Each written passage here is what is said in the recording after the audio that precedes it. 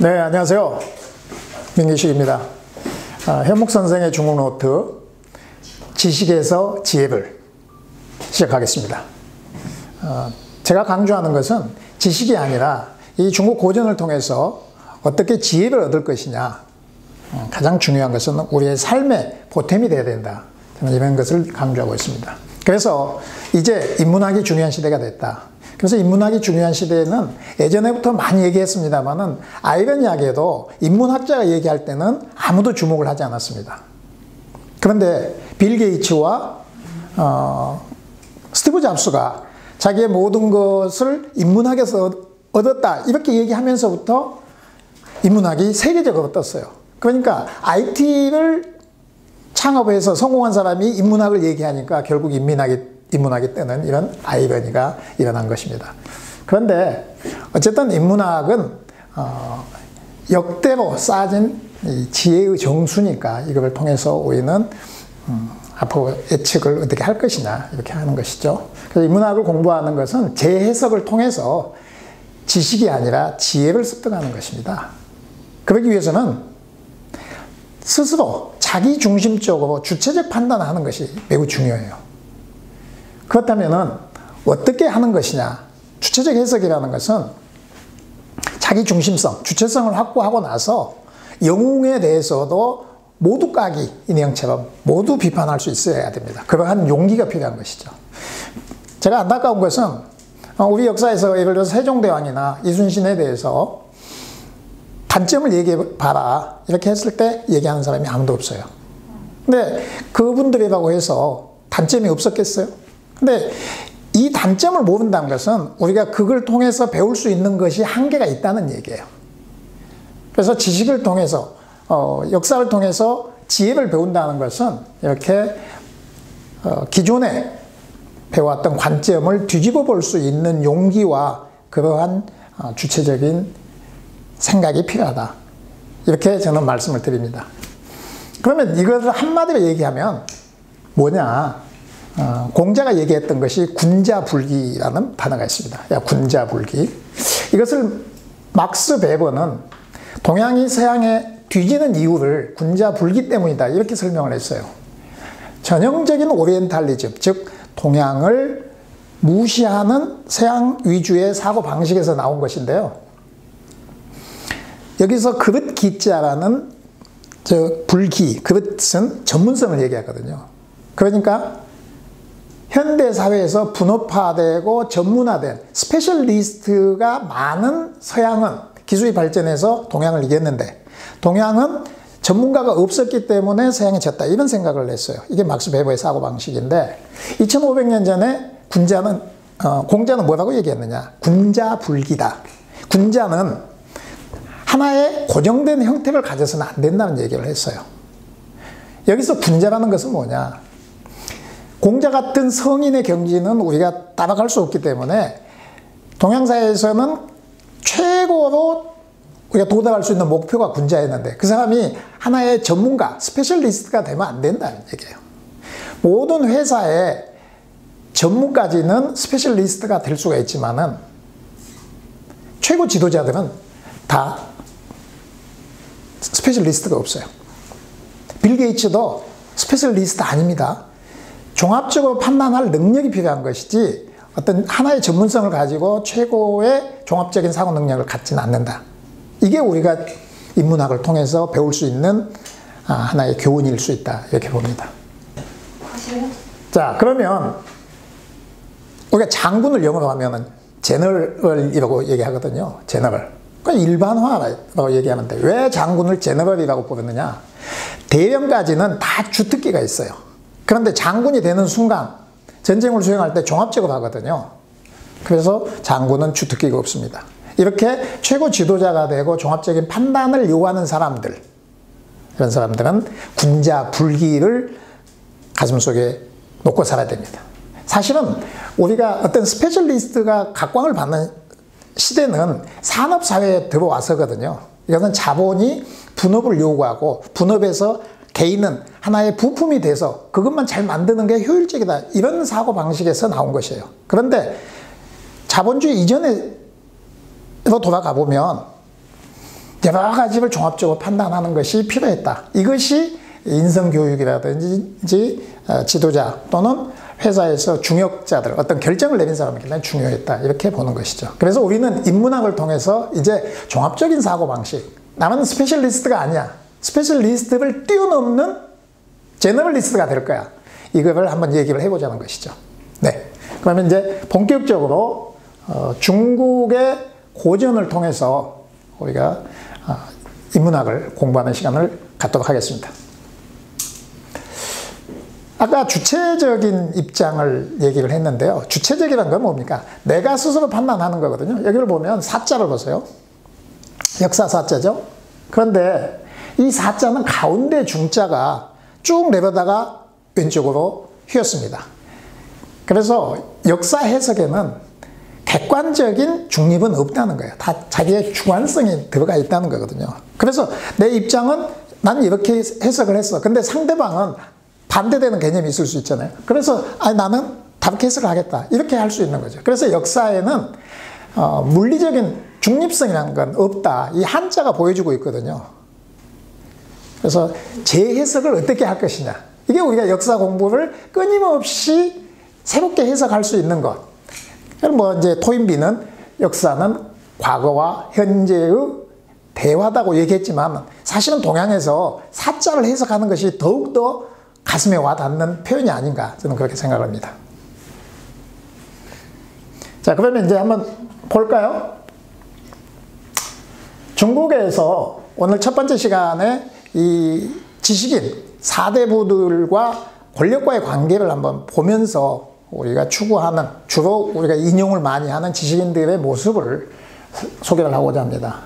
그럴 때 도대체 지식인들은 왜 그렇게 정치에 참여를 하려고 했을까? 지식인이 참여하는 논리가 있어요. 자기들은 도덕적으로 이미 뛰어나다는 거죠. 그래서 도덕론, 수양론이죠. 그리고 또 하나가 바로 양정론입니다.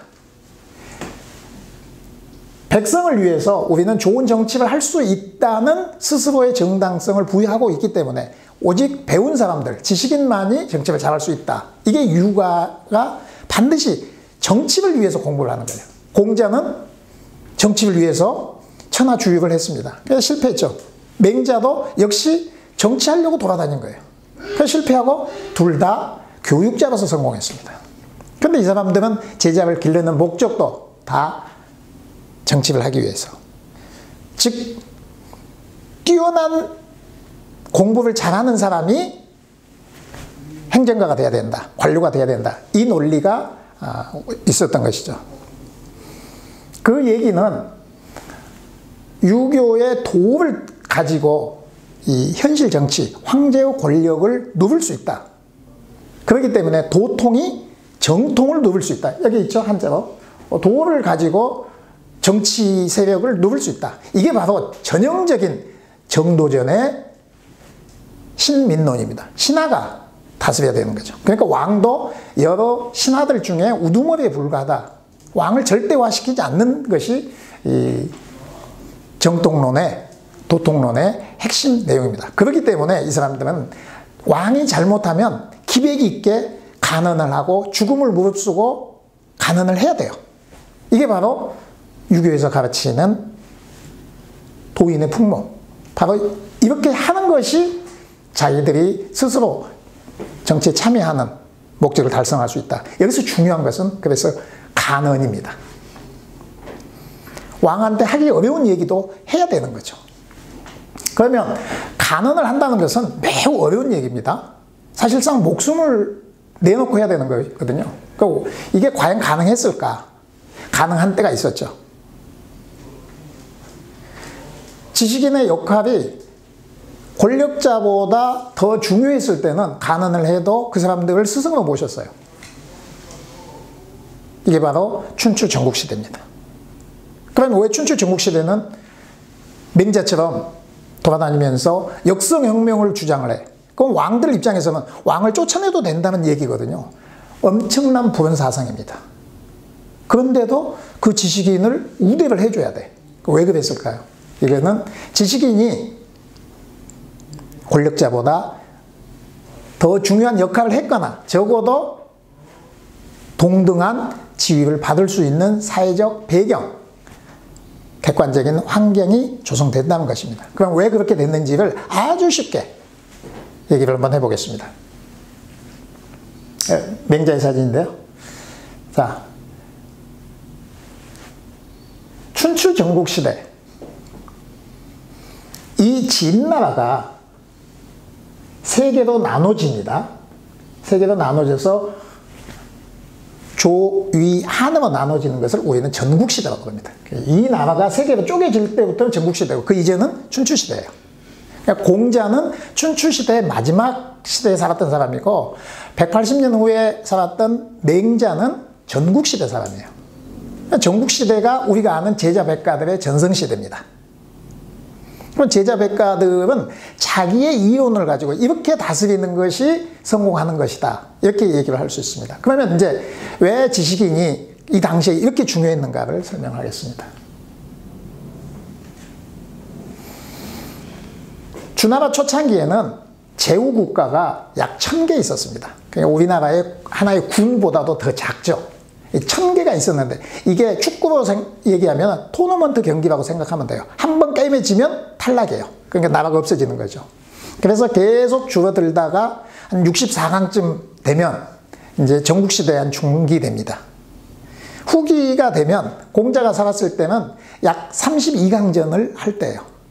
그러면 한 32개 국가 정도가 있는 것이죠. 그리고 맹자가 살았을 때는 대략 16강에서 8강으로 가는 시기였어요.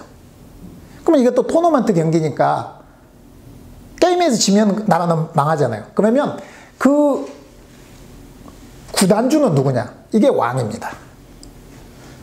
구단주가 왕이면 감독이 누구예요? 지식인이에요. 그러니까 히딩크 같은 감독이 하나 쫙 나타나면 거기는 이제 우승권으로 가는 겁니다.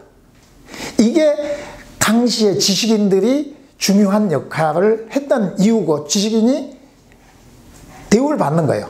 그러면 맹자같이 실질적인 전술은 별 볼일 없어요. 그런데 맹자같이 인기가 있는 사람들 쫓아버리면 혹은 역성혁명을 주장했다고 해서 그 사람을 죽여버린다면 모든 지식인들, 유능한 감독들이 다 다른 나라로 가버리죠. 그러면 그 나라는 망해요. 그러니까 공자나 맹자가 당시에 유교는 당시 법가가 지배하는 사상, 약육강식의 사회에서는 공자왈, 맹자왈 이게 정말 뜬구름 잡는 얘기거든요. 이때도 공자, 맹자를 이렇게 떠받들면서 잘 대접을 하는 이유는 나는 지식인을 존중한다. 이 선전술의 개념이에요.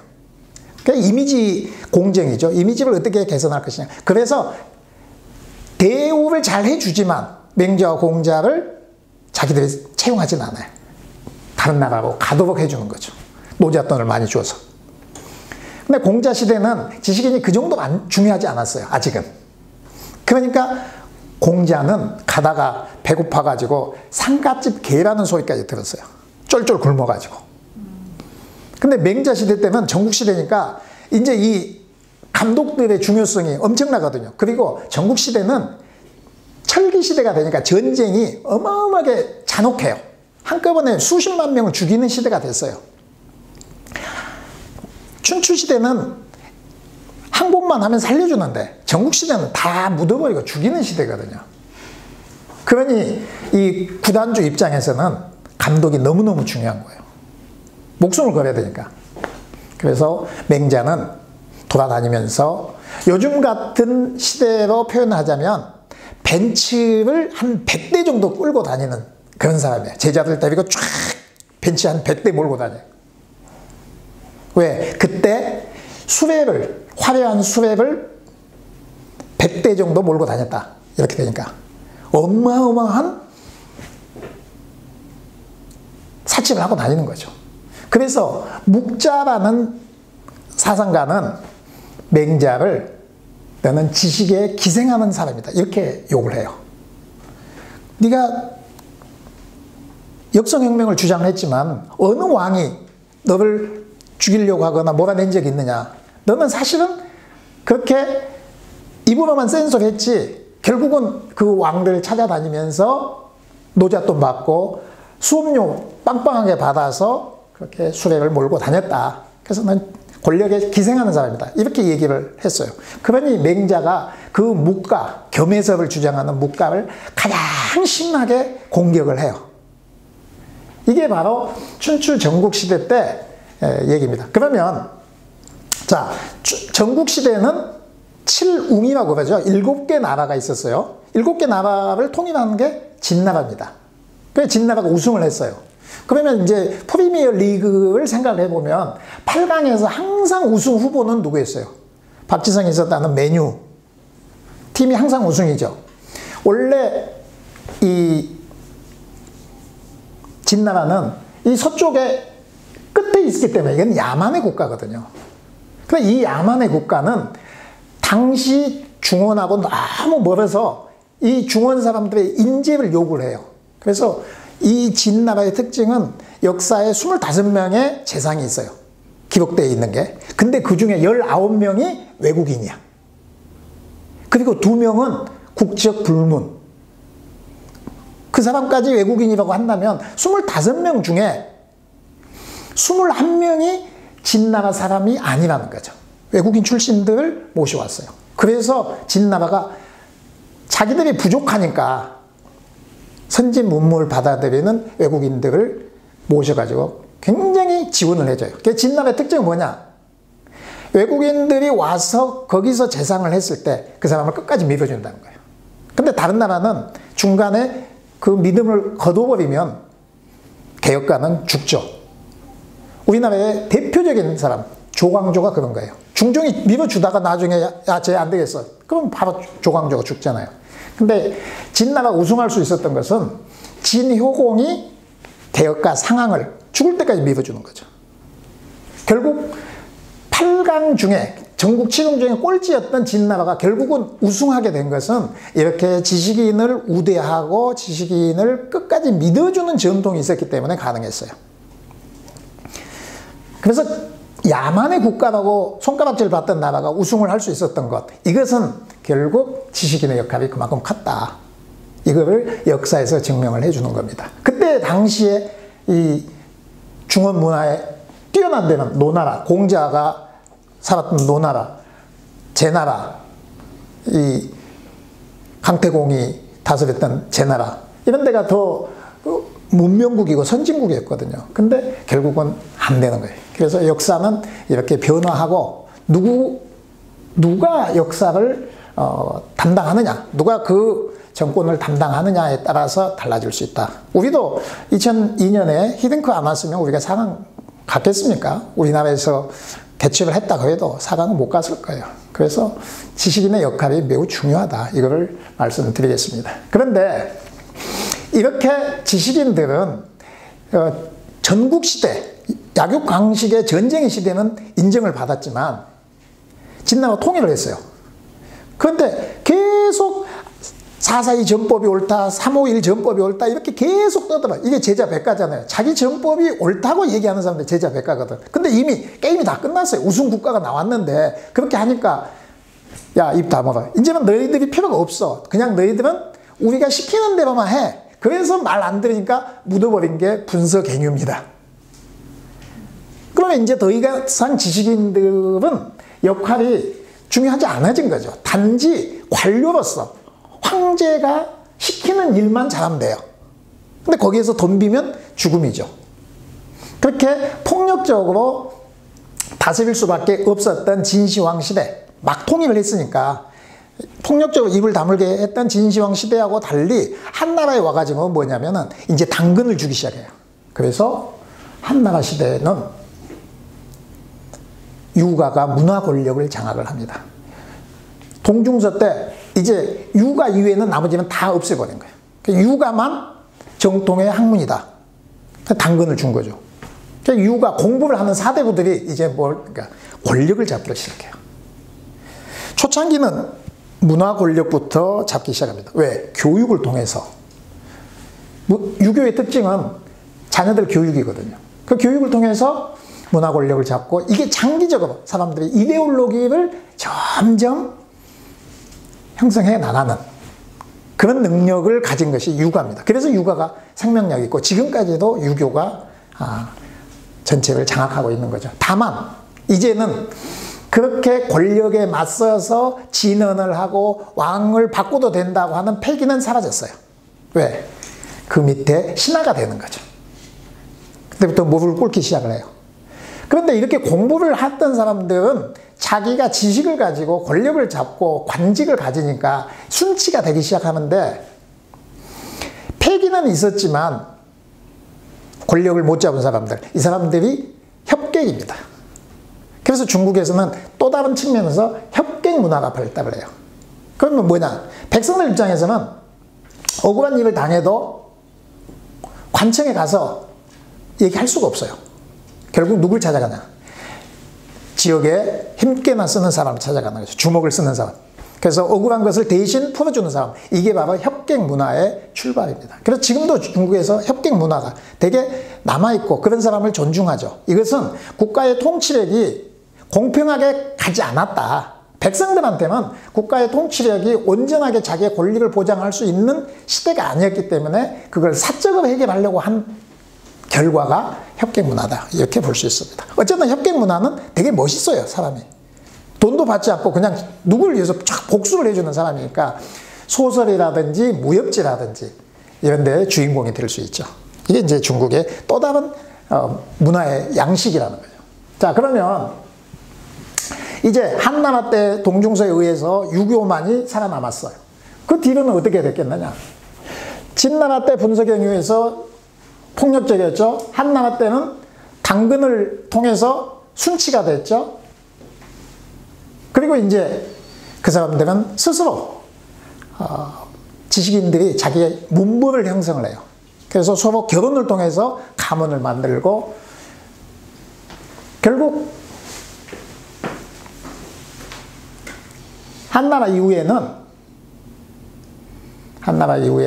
지식인들이 권력을 잡기 시작합니다. 그러면 그 귀족 사회는 기존의 귀족은 붕괴되고 새로운 귀족들이 생겼죠. 지식 권력자들이 생긴 거예요.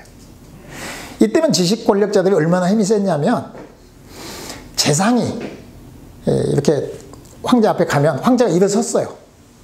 그리고 나갈 때도 퇴정할 때도 황제가 일어서 가지고 잘 가십시오. 잘 들었습니다. 이렇게 얘기를 했단 말이죠. 그 정도로 한나라 때만 재상의 지위가 높았어요. 그러니까 지식인의 대표라고 보는 이제 재상이죠. 그런데 당나라 때 오니까 재상은 어떻게 해요? 황제는 이제 일어서지 않습니다. 재상은 그래도 앉아서 보고를 했어요. 재상의 지위가 좀 낮아진 거죠. 상대적으로. 그런데 송나라 때 조광윤이가 나라를 세워가지고 이렇게 앉아서 얘기하다가 길게 아마 보고를 했나 봐요. 그러니까 중간에 재상이 화장실을 간다고 자리를 비웠어. 조광윤이가 그 내관을 시켜가지고 야, 의자 치워라. 그 의자를 치워버린 거야. 그럼 어떻게 와서 보니까 자기 의자가 없어. 그 얘기는 너는 나랑 동격이 안 돼. 지금부터 너는 서서 보고해. 그래서 송나라 때는 재상이 서서 보고를 하기 시작을 해요. 그 정도면 이제 재상의 지위가 또 낮아진 거예요. 근데 명나라 때 오니까 주원장이 아예 재상 제도를 없애버려요. 재상은 필요 없다. 즉 지금 같으면 장관이 직접 보고해라. 국무총리 필요 없다는 거죠. 그러니까 이제 관료화가 더욱더 힘없는 관료가 되는 거죠. 근데 명나라 때까지는 어쨌든 재상은 없어졌지만 그렇게 나쁜 상황은 아니었어요. 그런데 청나라 때 오니까 이게 이제 만주족이 지배를 했잖아요. 재상이 황제 앞에서 무릎 꿇고 보고를 해야 돼요.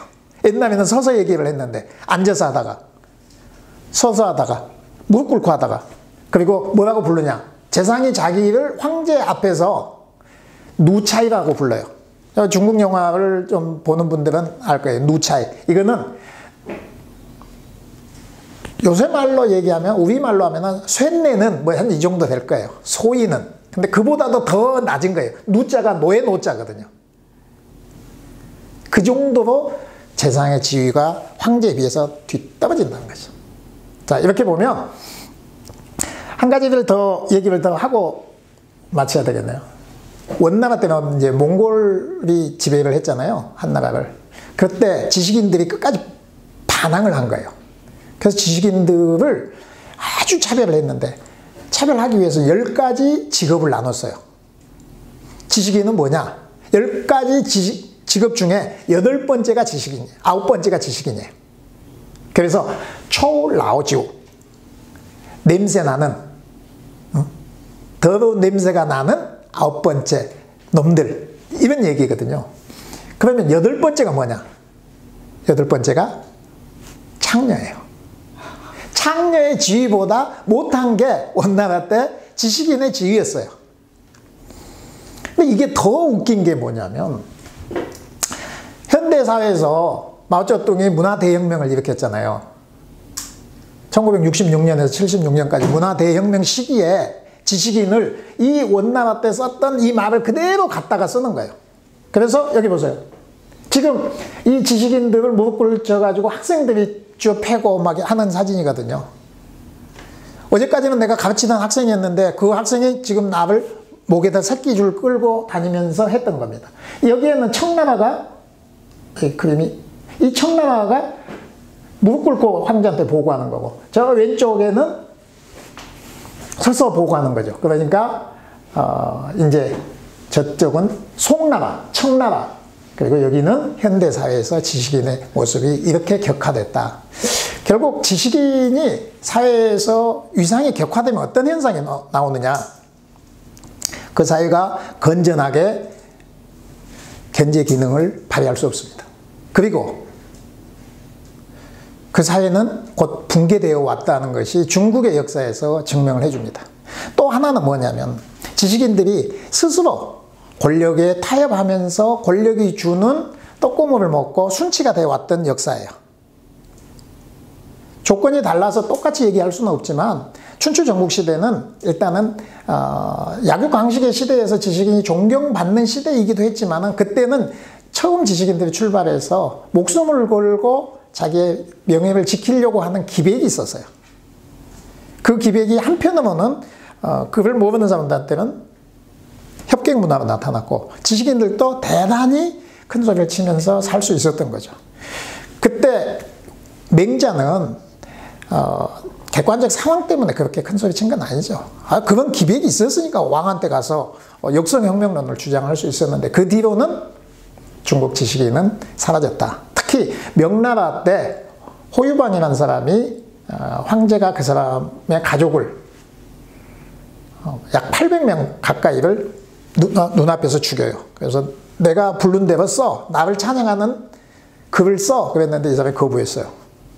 그러니까 전 집안의 구족을 잡아다가 다 죽여가고 마지막에 이 사람을 허리를 잘라서 죽였어요. 그러면서 더 이상 중국의 지식인은 사라졌다, 이렇게 얘기도 합니다. 그러니까 벌써 오래졌죠. 지금 내가 중국에서 공부하면서 느끼는 것 중에 지식인들의 자기 검열이 너무 심하다, 이게 좀 안타까운 것이죠. 자, 어쨌든 우리도 여기에서 뭔가 좀 배울 게 있죠. 한국에서도 지식인들의 역할이 매우 축소됐고, 지식인들 스스로 너무 순치된 경향이 너무 강합니다. 저도 학교에 있습니다만은 많이 반성을 해야 되고, 지식인이 자기 역할을 못할 때 소금의 역할이 사라졌다, 이렇게 얘기할 수 있죠. 지금은 꼭 지식인들만의 전유물은 아닙니다. 이 세상을 비판하고 감시하는 것이 많은 국민들이 또는 정말 깨어있는 참 시민들의 역할이 크기는 하지만, 그래도 그거를 정리해 줄 수 있는 사람들이 제대로 자기 역할을 해야 된다. 밥값을 좀 해라, 이 얘기로 오늘 마치겠습니다. 네, 감사합니다.